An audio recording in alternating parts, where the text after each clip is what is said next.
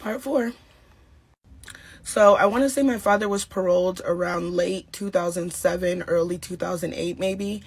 And when he was paroled, he went straight to his older daughter's house. So that was another situation where I had to deal with people I really didn't want to deal with to try to get the answers that I needed.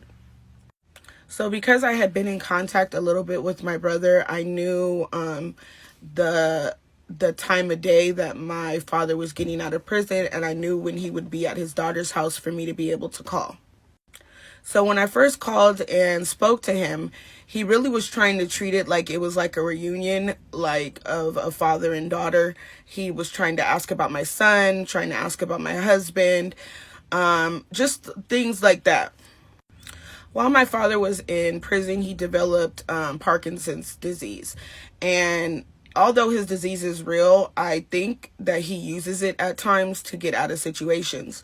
So when I was speaking to him and asking him all these questions, his Parkinson's disease started acting up, and he couldn't talk. He couldn't hold the phone. So my sister or my brother must have got on the phone and said, he's going to call you back. So I waited and waited. He didn't call me back. I think I tried calling him the next day, and I wasn't able to get a hold of him. And then I called him the day after that, and I was actually able to speak to him.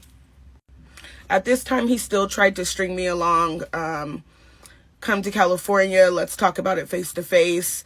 I can't talk about it over the phone. It was really a lot of the same stuff that he was telling me in letters.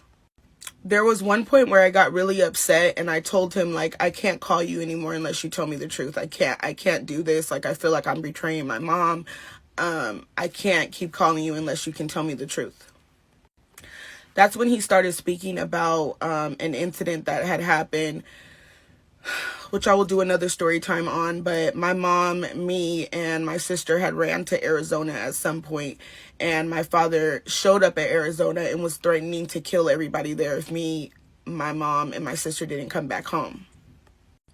So at this time, my father had started to tell me that he was not in prison for murder because he didn't actually kill my mom, that he only had stabbed my mom one time, and that my mother fell off of the chair and busted her head, and that was what had killed her. So he told me that he actually took a deal and he was not in prison for murder. Like for the next part.